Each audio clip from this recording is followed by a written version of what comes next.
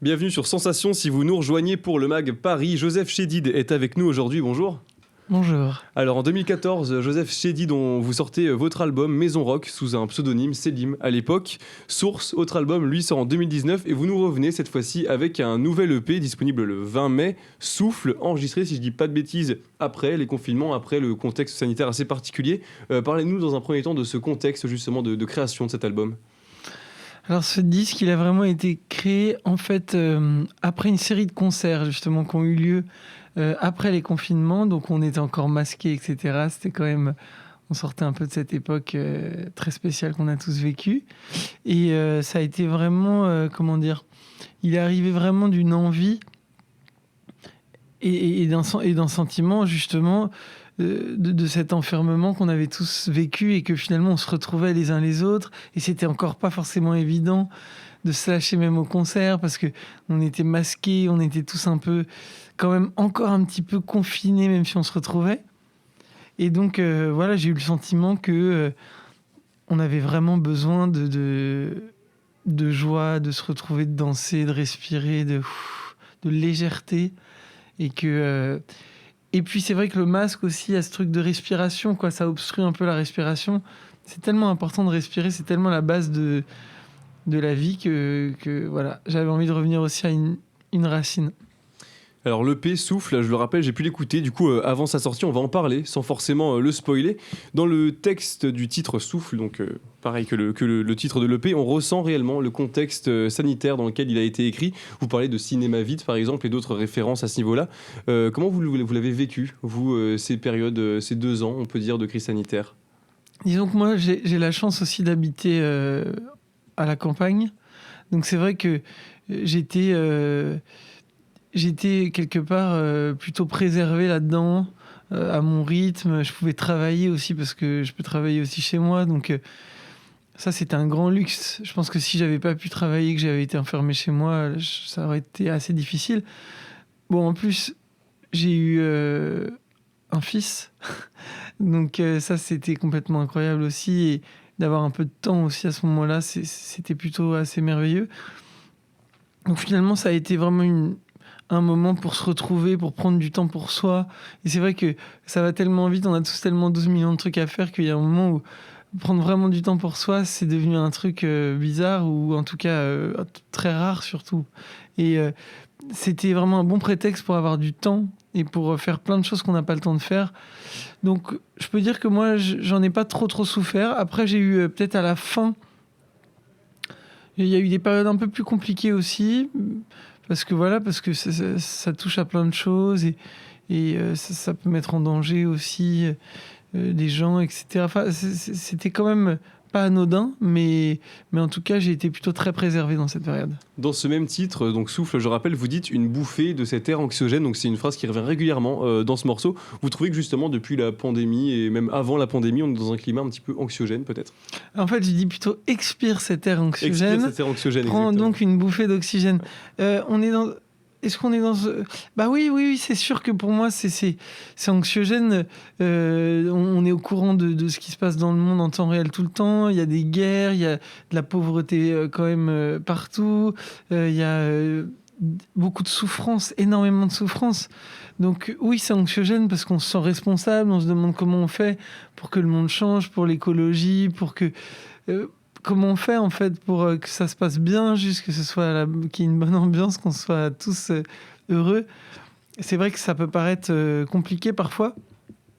Et donc, c'est vrai que Souffle aussi, la respiration, quand on est dans notre respiration, on est vraiment dans le présent. C'est aussi ça nous rejoint aussi à la méditation, à plein de choses comme ça. Et je crois que le présent, c'est une bonne réponse aussi. Parce que ce qui est angoissant, c'est ce qui a pu se passer, c'est ce qu'on pourrait penser qui se passe, c'est ce qu'on peut imaginer qui se passe. Mais le présent, heureusement, il n'est pas si compliqué pour tout le monde. Donc voilà. Autre titre de cette EP, Appelle la chance. Dans ce titre, vous nous invitez à composer un numéro magique. Qu'est-ce que c'est justement ce numéro magique? Ce numéro magique, justement, c'est la prise de conscience que aucune tâche difficile ne peut être décomposée en petites tâches faciles et que finalement, à un moment, il faut être pragmatique, il faut s'organiser par rapport à ses rêves et se dire réellement, mais qu'est-ce que j'ai envie ? Qu'est-ce que j'ai envie de faire ? Qu'est-ce qui me tient à cœur ? Déjà se poser cette question-là, et ensuite, progressivement, s'organiser étape par étape pour essayer juste d'avoir la plus belle vie possible, d'être le plus épanoui possible, pour pouvoir rayonner aussi à l'extérieur la plus belle chose aussi possible. C'est compliqué d'apporter autour de soi si on n'est pas bien en nous-mêmes. Donc finalement, parfois, peut-être que la réponse, elle est plus intérieure qu'extérieure.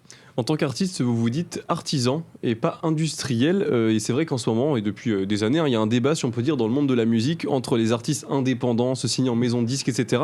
Est-ce que vous trouvez que justement, ces maisons de disques, ces grandes entreprises, si on peut les appeler comme ça, elles peuvent être un frein ou du moins un désavantage peut-être artistiquement parlant ? Je veux juste comprendre bien la question, c'est-à-dire par rapport aux artistes, que ça peut desservir les artistes ? Oui, exactement, du point de vue artistique, évidemment. Hein.